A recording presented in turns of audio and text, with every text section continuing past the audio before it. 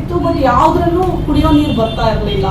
ಮತ್ತು ಬಿಸಿನೀರು ಅಂತ ಏನೋ ಒಂದು ಸಿಲಿಂಡರ್ ಇಟ್ಟಿದ್ರು, ಆದರೆ ಯಾರಿಗೂ ಬಿಸಿನೀರಿನ ವ್ಯವಸ್ಥೆ ಇರಲಿಲ್ಲ. ಮತ್ತು ಊಟದಲ್ಲಿ ಅಲ್ಲಿ ಎಷ್ಟೋ ಜನ ನಮ್ಮ ಮಂಗಳೂರು ಮಕ್ಕಳಿದ್ರು, ಅವ್ರು ಹೇಳ್ತಾ ಇದ್ರು ನಮಗೆ ಮೀನು ತಿನ್ನಬೇಕು, ನಮಗೆ ಮಟನ್ ತಿನ್ಬೇಕು, ಚಿಕನ್ ತಿನ್ನಬೇಕು ಅಂತ ಹೇಳೋರು. ಬಟ್ ಯಾರು ಅಲ್ಲಿ ಯಾವತ್ತೂ ಒಂದಿನೂ ಸಹ ಮಾಂಸಾಹಾರಿ ಊಟ ಕೊಡ್ತಾ ಇರಲಿಲ್ಲ.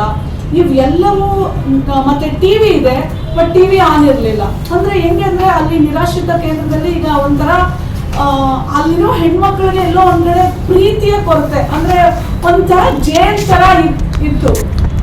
ಸೊ ನಾವು ಹೋಗಿ ಮತ್ತೆ ಸೆಕೆಂಡ್ ಟೈಮ್ ನಾನು ಮತ್ತೆ ವೆರಿಫಿಕೇಶನ್ಗೆ ಹೋದಾಗ ಎಲ್ಲ ಹಾಸಿಗೆಗಳನ್ನೆಲ್ಲ ಬದಲಾವಣೆ ಮಾಡಿ ಇಡೀ ಕಂಪ್ಲೀಟ್ ಸೆಂಟರ್ನ ಎಲ್ಲವೂ ಪೆಸ್ಟಿಸೈಡ್ಸ್ ಎಲ್ಲ ಹಾಕಿ ಇವನ್ನೆಲ್ಲ ಈ ಸಲ ಚೆಕ್ ಮಾಡಿದಾಗ ಯಾವುದು ತಿಗಣೆಗಳು ಅವು ಯಾವುದು ಇರಲಿಲ್ಲ. ಮತ್ತು ಫಿಲ್ಟರ್ಗಳನ್ನೆಲ್ಲ ರಿಪೇರಿ ಮಾಡಿಸಿ ಟಿವಿಯನ್ನು ಸಹ ಎಲ್ಲ ಚಾನಲ್ಸ್ ಬರೋ ಹಾಗೆ ಒಂದು ಹಿಂದಿ ಒಂದು ಕನ್ನಡ, ಯಾಕಂದರೆ ಬೇರೆ ರಾಜ್ಯದಿಂದ ಬಂದವರು ಇರ್ತಾರೆ, ಅದನ್ನೆಲ್ಲ ಇದು ಮಾಡಿ. ಮತ್ತು ಊಟಕ್ಕೆ ಈಗ ಹೊಸ ಟೆಂಡರ್ ಕರೆದಿದ್ದಾರೆ ಜೂನಿಂದ. ಈಗ ವಾರದಲ್ಲಿ ಮಾಂಸಾಹಾರಿ ಊಟನೂ ಕೊಡೋ ಹಾಗೆ. ಮತ್ತು ಈಗ ಒಂದೇನಂದರೆ ನಾನು ಮೊಟ್ಟೆನೂ ಕೊಡೋಕ್ಕೆ ಸಹ ನಾನು ಜಿಲ್ಲಾಧಿಕಾರಿಗಳಿಗೆ ಬರಿತಾ ಇದ್ದೀನಿ, ಯಾಕಂದರೆ ನಮ್ಮ ಜಿಲ್ಲಾಧಿಕಾರಿನೇ ಅದರದ್ದು ಚೇರ್ಪರ್ಸನ್ ಅಧ್ಯಕ್ಷರಾಗಿರ್ತಾರೆ ಈ ನಮ್ಮ ನಿರಾಶ್ರಿತ ಸ್ವೀಕಾರ ಕೇಂದ್ರಗಳದೆಲ್ಲ.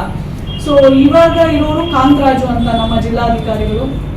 ಸೊ ಅವರಿಗೆ ನಾನು ಪ್ರತಿದಿನ ಅವರಿಗೆ ಒಂದು ಮೊಟ್ಟೆನೂ ಕೊಡಬೇಕು, ಯಾಕಂದರೆ ಅವರೆಲ್ಲ ಮಾನಸಿಕವಾಗಿ ಅಸ್ವಸ್ಥರಾಗಿದ್ದಾರೆ. ಮತ್ತೆಲ್ಲೋ ಒಂದು ಕಡೆ ಅವ್ರಿಗೆ ರಕ್ತಹೀನತೆ ಇದೆ. ಸೊ ಅವರಿಗೆ ಕರೆಕ್ಟಾಗಿ ಸಪ್ಲಿಮೆಂಟ್ಸು ಅವನ್ನೆಲ್ಲ ಕೊಡಲಿಕ್ಕೆ ನಾನು ಇವತ್ತು ಬರಿತಾ ಇದ್ದೇನೆ ಅಧ್ಯಕ್ಷರಿಗೆ.